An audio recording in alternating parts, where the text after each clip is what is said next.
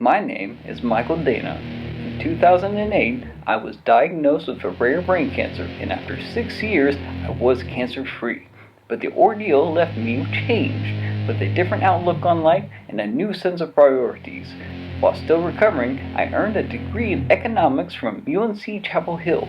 My studies taught me to analyze data and open my mind to see things differently. I also started formal training in the martial arts to better defend myself and use it as a means of extreme physical therapy.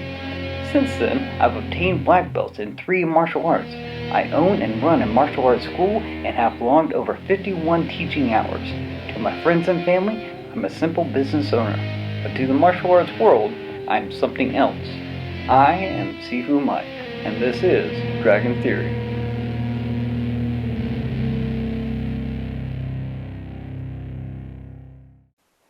Hello guys, hope you're doing well. I'm Sifu Mike, and this is going to be my season finale episode of this web series, right? And just like the first episode, this episode is all about me. Alright, my favorite subject is going to be all about me. Okay, I can talk about me all the time, and that's what I'm going to do here, is talk about me. I know, right? This is what you've all been waiting for, is the episode where I talk about me. So the very first episode in my series, this is a long series. This is episode 35, man. So watch all my episodes. If you haven't watched all my episodes, be sure to watch all my episodes on my YouTube channel, tkfmma. Okay, again, that's YouTube/tkfmma. Watch all of these episodes because I'm talking about the martial arts industry.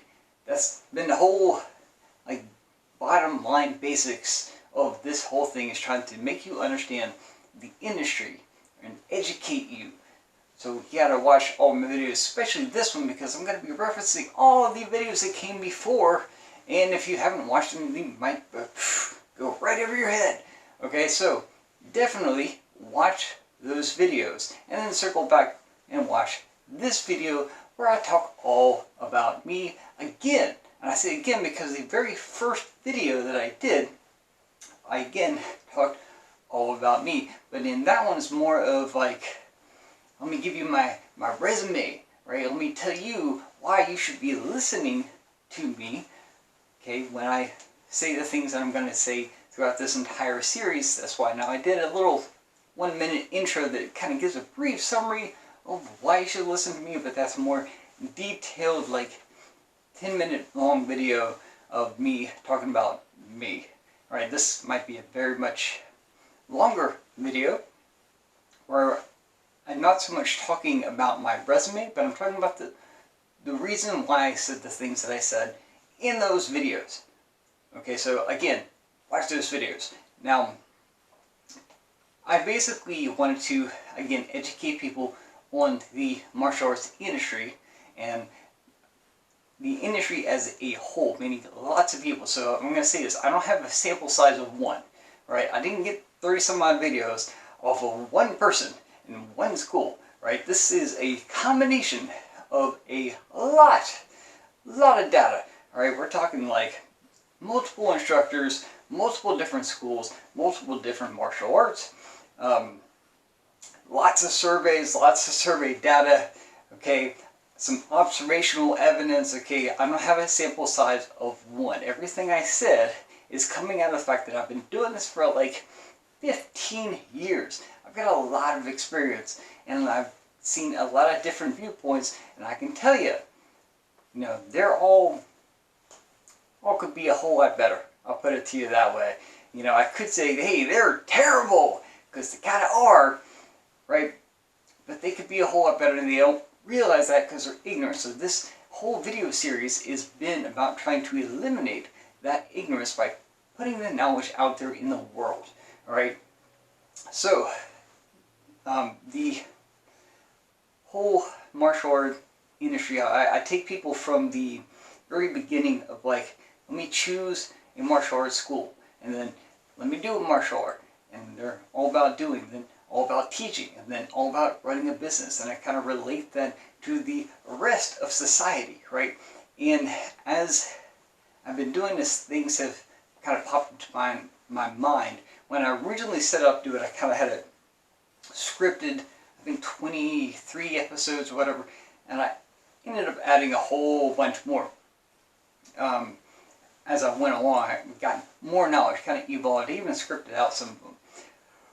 But really, the whole, I guess, premise, if you will, behind this is that of there's a show that came out in like the late 90s that featured a guy who was called the Masked Magician. Right, I forgot the name of the actual series. It was on TV. All right, some of you guys might not remember that thing, but you know, this little box that you had to get up from your couch and change the channels. So, back in the 90s, they had this show, right, where the Masked Magician would come out every episode. He would go through a series of tricks, and he would detail and reveal how those tricks were done.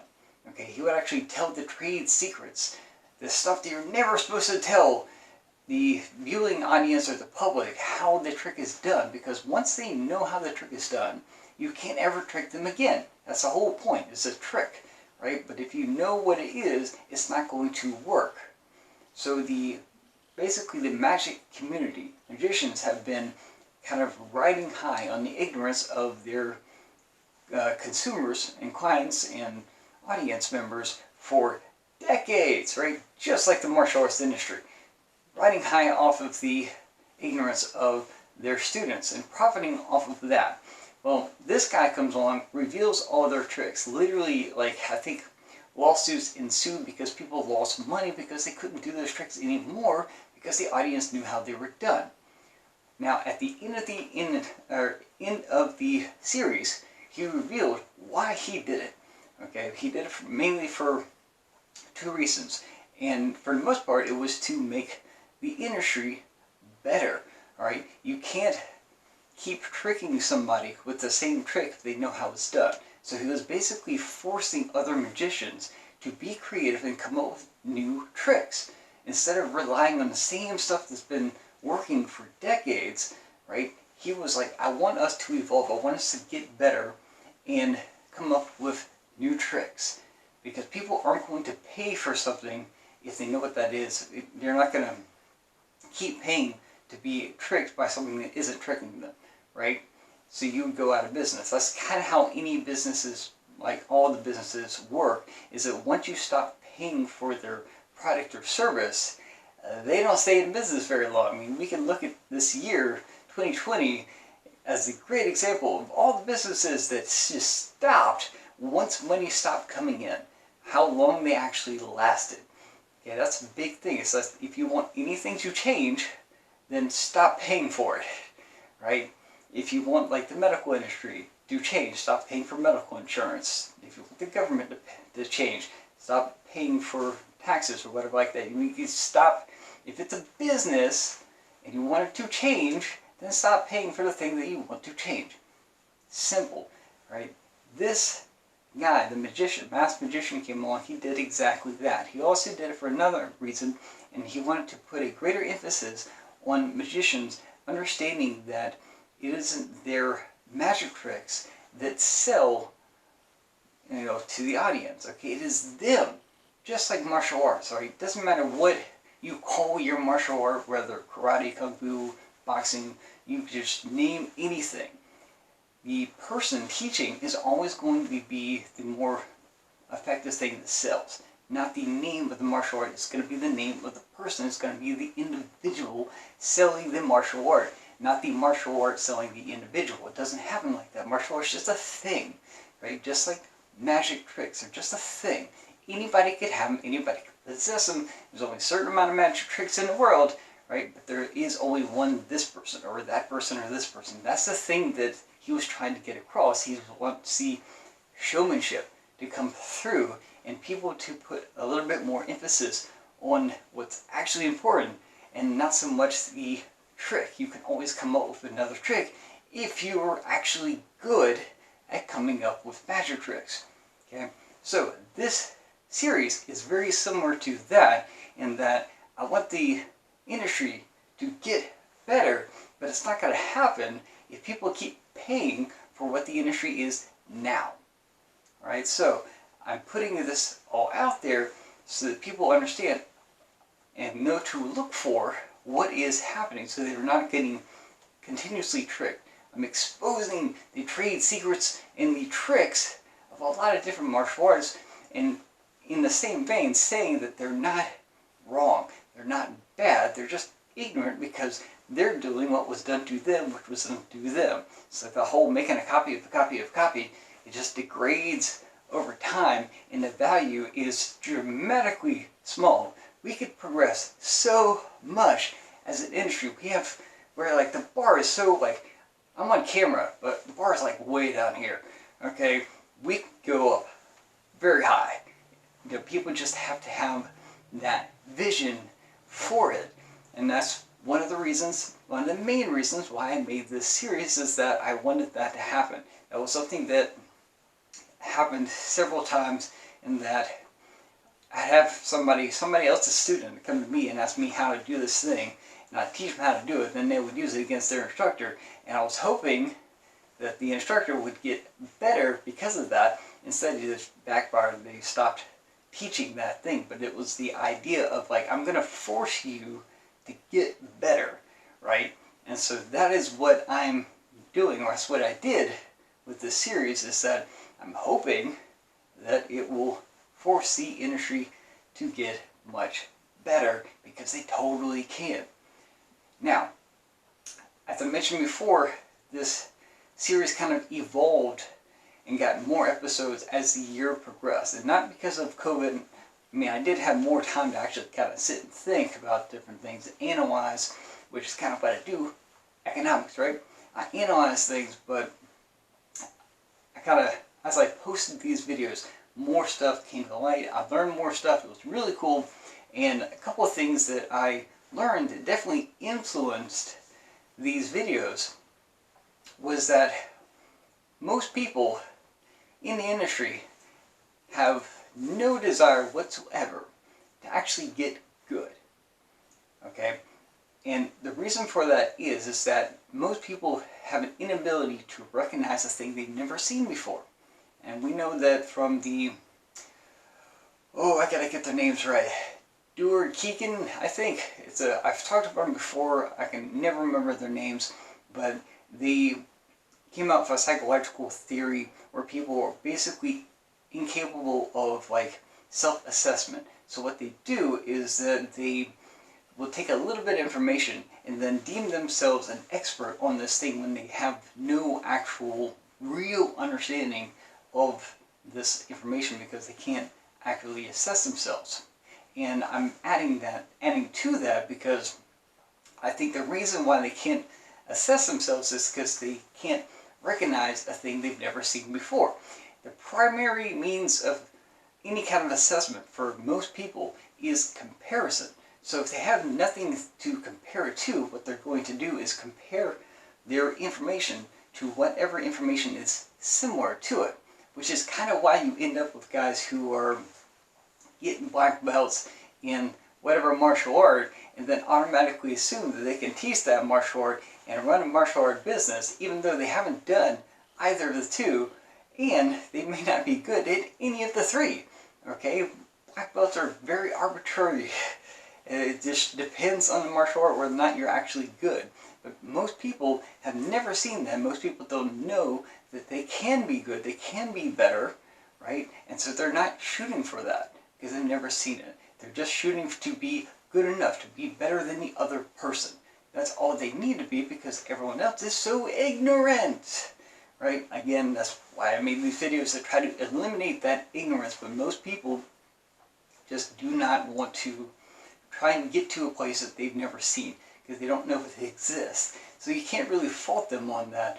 But that's one of the things that I ran up against, is that a lot of people, even people who think they might want to go into the martial arts industry, they have this mental concept of what it is based on whatever they've seen on TV and movies and on YouTube, because they're not watching my videos. You need to watch my videos.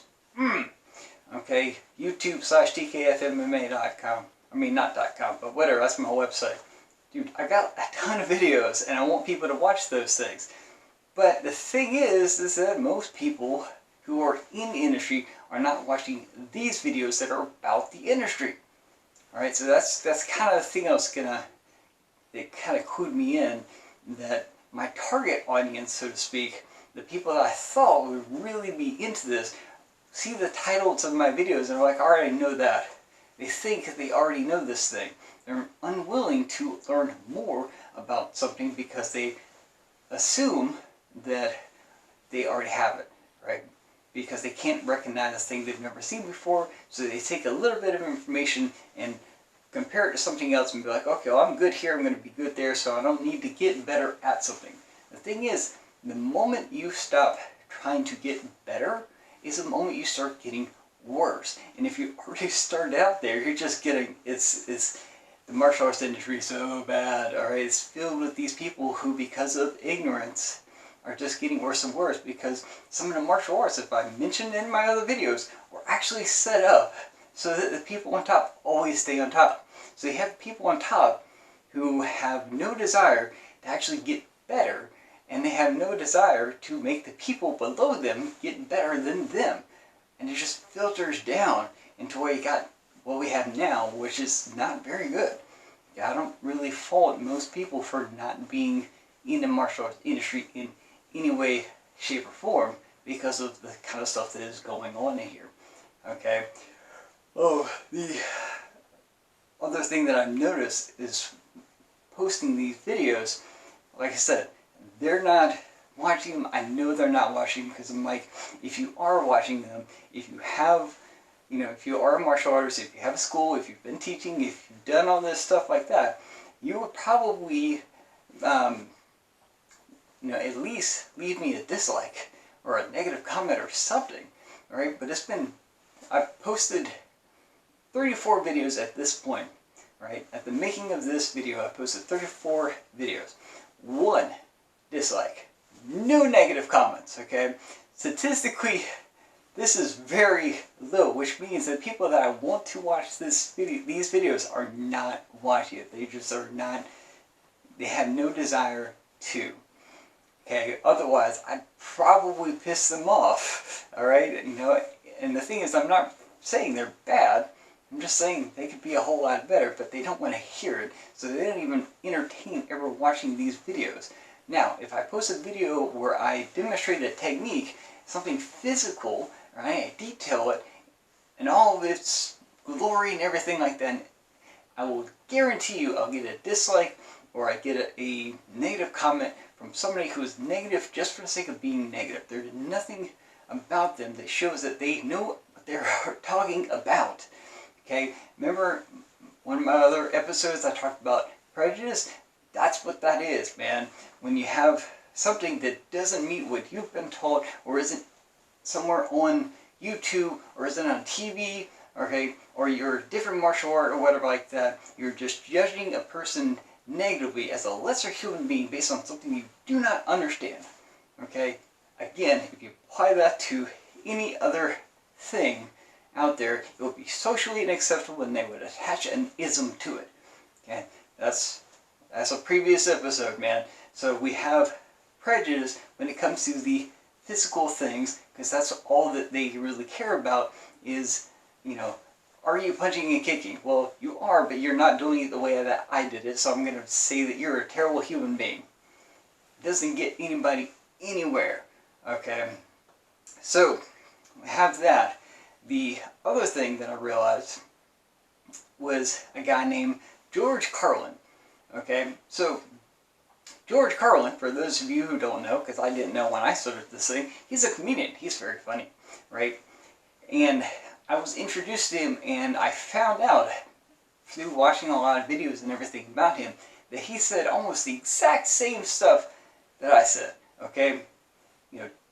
Different nouns, same verbiage, almost the exact same. I could probably be accused of plagiarism because some of the stuff almost was word for word, right? I was amazed. I was like, great minds think alike, okay? But when I looked into it, I realized that George Carlin had actually passed away in 2008, okay? Which means everything he said before Alright? He'd been saying the same stuff I've been saying years before I was ever even thinking about it. Like, it never even crossed my mind. In 2008, I had brain cancer, for crying out loud, man. And so he was passing away when I was getting cancer and almost passed away. So 2008 is a very bad year. Everyone talks about this year being bad. 2008 was horrible for me. Okay? And so he passed away to that. But for like a good 50 years prior to that, he was just making jokes and being in front of people, and he was saying some of the exact same things about society and everything that I was saying, but I was phrasing it about the martial arts industry. Okay, stuff about business, stuff about education, right?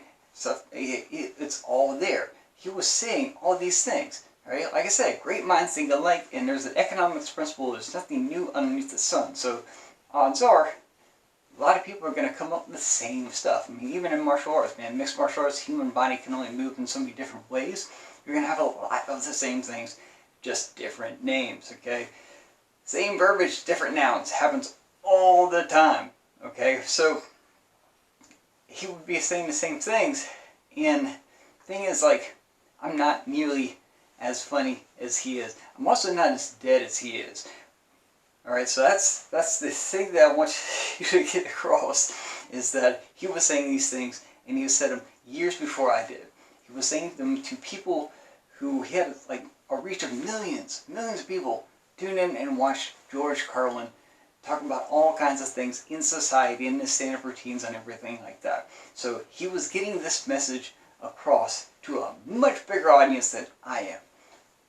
What that meant for me was that if people didn't listen to him back then, they probably aren't going to listen to me now, right? Just, that's just going off of the reality of the statistics of the situation, is that I have a very small audience, like my mom. She's my main audience. Hi, Mom. Okay. I have a very small audience. He has an audience of millions. We're saying the same thing. They didn't listen to him back then. They certainly aren't going to listen to me now. Okay? I am not George Carlin. The only thing I got over that guy is I'm not dead. Okay? Might be when this posts. You never know. Life is short. Whatever. So, what I'm getting at is that there really was kind of no point for me to continue when I've realized that. But I did anyways. And so now I'm going to be talking about why I continue to make this series, why I continue to talk about the things that I was going to talk about, even though I knew in my head, I know now, that there's not going to be a whole lot of people who actually see my videos, who actually take to heart what I'm going to say, but I'm putting it out there. So, talking about why I talked, or why I continued. What did I get out of this thing? Why did I keep doing this? Well, a couple of reasons. For starters, I really like the sound of my own voice. Okay? I like talking. I like hearing me talk. Okay? I hear myself talk more than anybody else because I gotta edit these things, right? I'm going like 20 minutes right now. So that's 20 minutes of me listening to me. Okay? So I really like my voice. I like how I look. I'm kind of vain. Yeah, whatever like that. So, also, this is pretty good therapy, honestly. Instead of like talking to myself, I'm talking to a camera. I'm not, I'm not crazy. I'm making a video. Alright, that's how I look at this thing. And, talking is very good therapy. I know I'm a person who's had a great deal of loss in the last 12 years of just a whole bunch of stuff. And I know that the single best way of dealing with it is not like bottling it up and keeping it inside. You should actually get it out and vocalize it. This kind of gives me a chance to get my thoughts out of my brain and out there in the world, regardless of whether or not anybody listens to it. It's on film, it's on camera. Somebody somewhere along the way may listen to it, may watch it, and get something out of it. Awesome. In reality, it doesn't care. I've done it, That's the thing, is that for me, I've put this out in the world. I've spoken my piece, essentially, right? and just, talk to the camera. Like I said, very good therapy. I thank you, camera. I forgot the actual brand. I would be like, shout out to whatever brand of camera this is, but doesn't really matter, okay? I got off of Amazon. Yay, online. And so that's one of the reasons why I do it, is, I want to vocalize when I'm thinking all my different thoughts, and I seldom get a chance to, especially nowadays with like social distancing and people kind of cooping up in their houses and not seeing anybody. I mean, it's been like a year since I've seen some of the members of my own family in person. I've been seeing them on a little screen. All right, right now, you're watching me on the screen on YouTube, although I'm pre-recorded, not live. All right, they were live. Okay, live is always better than being dead. So we have that, and really the last aspect, and this is going to kind of appeal to parents, right? If you're a parent, you might really get this. If you're thinking about being a parent, this might help you with that decision, or might completely dissuade you. This is it's kind of 50-50. It's almost like being pregnant. You're either pregnant or you're not, and if there isn't a dude involved, odds are you may not be, right? So this has to do with parenting, right?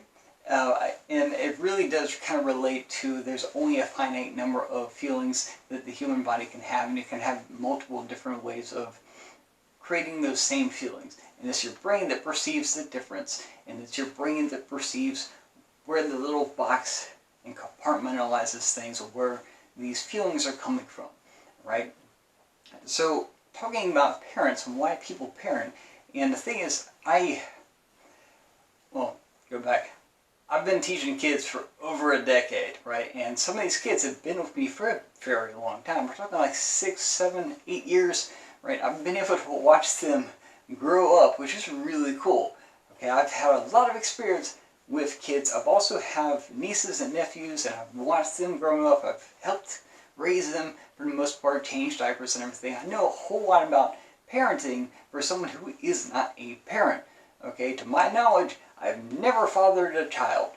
All right, I'm kind of hoping that one day a kid won't come through the door and be like, Dad, I'm like blood test. All right, it's just like there's, to my knowledge, no little seafood Mikes or Michelles running around anywhere like that. And honestly, at my age, they'd probably come in and be like, college, and I'll be like, fencing. Okay, let me tell you about this thing called fencing. So, which is really a joke that probably only one person will actually get. And so, but I did it just for you, man. That one joke just for you if you're watching.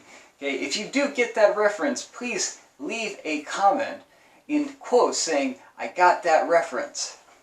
Alright, now, if you got that reference, leave another comment saying, I got the second reference. Okay, so you're referencing the reference. I make a lot of references. So, it's a lot of obscure references that matter. Even if you don't get any of those references, drop me a like.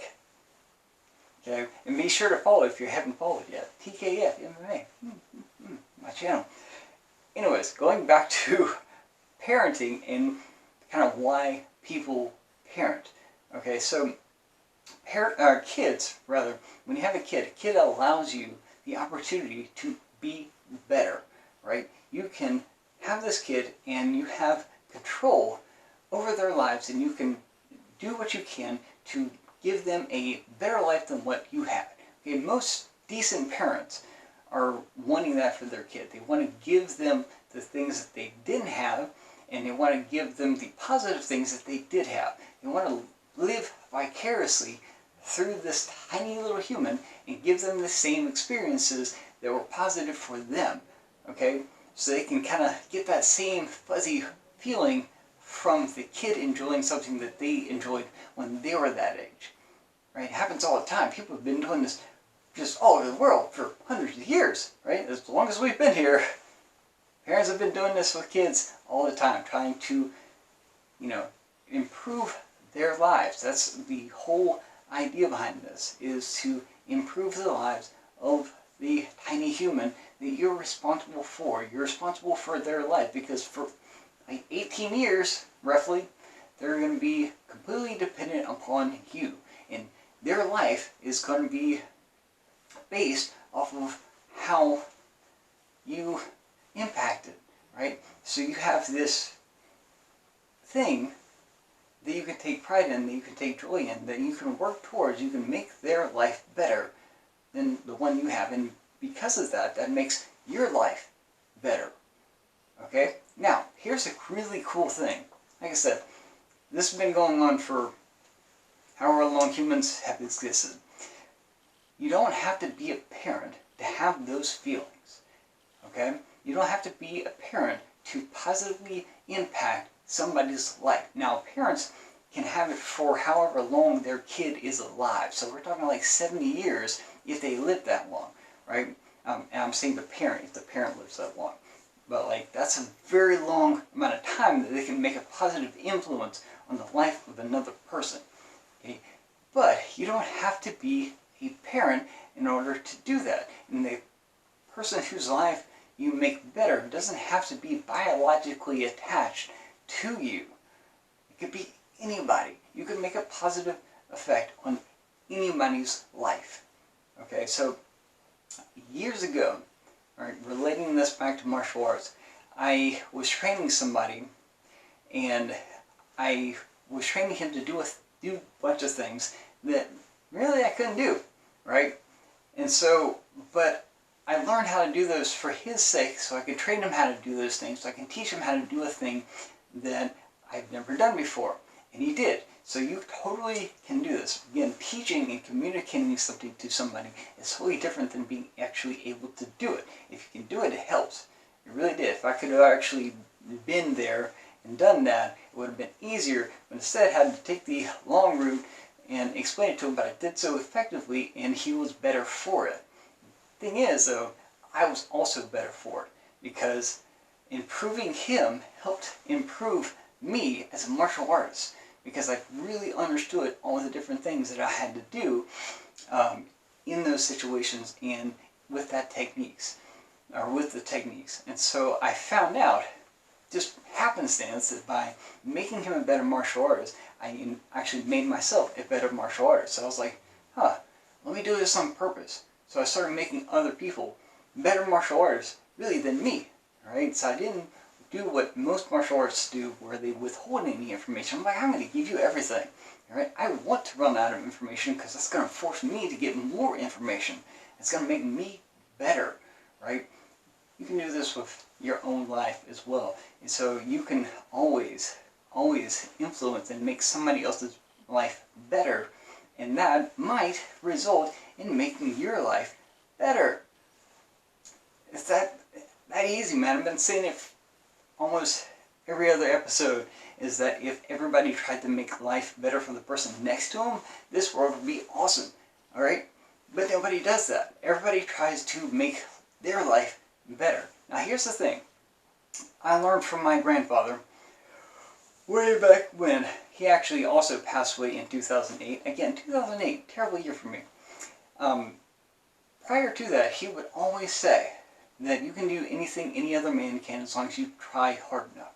Alright, he is very correct in that. Now, I have since added to it, alright, addendum, and kind of updated it for include people. Alright, so you can do anything any other person can as long as you try hard enough, and as long as what you're trying to do does not depend on somebody else. Okay, so I'm going to repeat that, because that's important.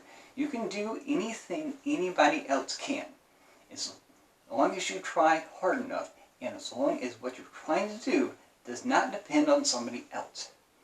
Okay, because I've said it before on self-defense, you have the most control over you than anyone else, right? This, all you, okay?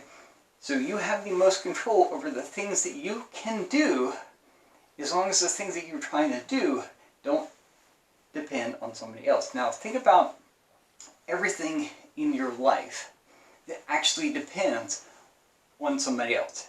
All right, we're talking simple things. Even going to the grocery store. Okay, to go to the grocery store, you got to get into a car. A lot of things have had to have occurred for you to even have that car, and for you to be able to legally drive that car. All those things are dependent on somebody else. And if you do get to the store, you have to get the groceries with money, which came from some other source. You are dependent on that source. Even if you're self-employed like I am dependent on all my students who come in and pay tuition, right, or who buy merchandise or anything like that. I am dependent on that. That is something that I can influence, but I cannot control. That's the deal. I can control me just fine. But if it's something that's dependent on somebody else, I don't have full control of it. It's really the illusion of control. It's what you think that, oh, I've got this thing, I can control all these elements of my life, but really, when you think about it, you can't. Okay? Because they depend on other people, and you can try as much as you want, as hard as you can. If they don't do anything, you're not going to go anywhere. It's really like leading the horse to water. You can make him drink. You might try as much as you can. If it doesn't drink, it doesn't drink. It's not going to happen, right? So that's what you're dealing with, is that if you have something that is dependent on somebody else, there is a likelihood that that may not happen the way you want it to. And you can spend tremendous amounts of time trying to make your life better when so much in your life depends on other people that don't care about your life, right? That's kind of why so many people have the midlife crisis, is that they spend half their lives working towards a thing and then realize they haven't gotten anywhere with it because everything they're trying to do depends on other people that don't care about them. And then they kind of freak out and try to do something else and whatever like that. Lots of people have been there. Lots of people have been there. Now, here's the thing. Like I said, you have the most control over you, but you also have people that depend on you, whether you know it or not. Okay, think about that. Think about whether or not this person depends on you. If there is something that you can do that influences things that can influence somebody else. It's like really knowing the facts behind the facts kind of deal. And so there is always something that you can do that can make the life better for somebody else. Alright? So you may not be able to influence your life, but you can definitely make a positive impact on somebody else's life. And believe me, that feeling is amazing. Okay? 10 years, I've been getting that, alright? When I teach people stuff that I know will benefit them, not just in martial arts, but in life, just being able to fall down correctly. I mean, I can't tell you how many kids that has saved a trip to the clinic or the hospital because they knew how to fall correctly and they didn't get seriously injured, right? That's huge for me, man. That's a huge win in my book, right? I know that because of something I did, I made a positive impact on the life of another human being. All right? That is what I'm advocating for everybody to do, because you got to think about it, man. There's only so many so many hours in a day, so many days in a week, kind of deal.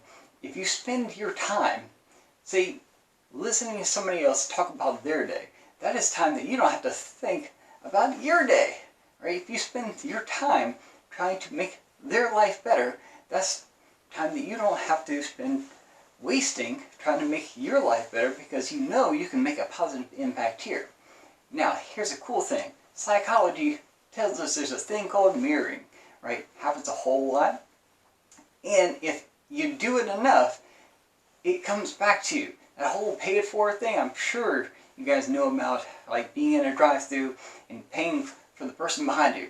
And then that person's like, oh, cool. So they pay for the person behind you. And it goes forward, right? This is the same principle. If you make everybody's life better, as a result, your life will probably get better.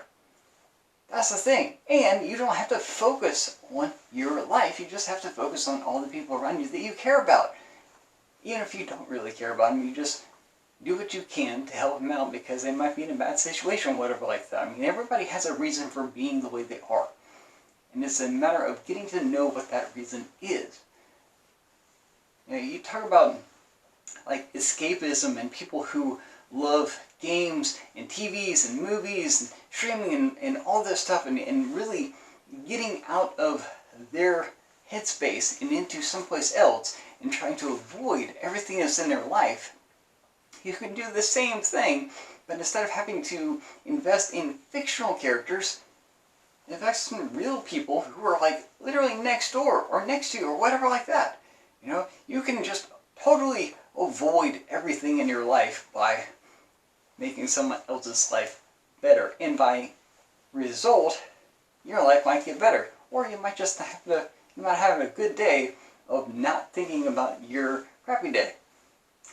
It's just kind of simple like that, man. I think about everything differently, and so I don't think about me anymore. I'm like thinking about other people, because that's worthwhile.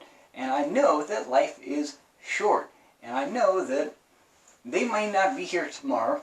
I may not be here tomorrow. Nobody could be here tomorrow. Like, life is short. Life is fragile, and I almost feel bad for the people at the beginning of 2020 who just figured out that life is short and fragile, and that they're frustrated because they probably realize that, like, they may have wasted their life up to that point and don't know what to do, and they can't do anything because everything's in lockdown, right? These are probably the same people that didn't know how to wash their hands, even though that information had been around for like 20 years. Okay, you know, they're all focusing on themselves when they could have been focusing on trying to help each other out. For all the people that say, we're in this together, they're really not. Right? There are so many differences, and people focus on those differences, and they harp about those differences, but in reality, we're all people, we're all the same. Okay, we all have a life. We all should be focusing on trying to make it better for everybody. Alright? That's the deal. That's the best thing that you, me, or anybody could do, is try to make life better. It may not necessarily be your life because you may not have control over it, but you can influence somebody else's life and make their life better. And that can be worthwhile. I would suggest people to give it a try. Alright? Try to make people's lives better and see what happens. Because at the end of the day, their life is better, and you didn't have to focus on your life. Maybe your life is better. Okay? It's kind of a win-win. Right?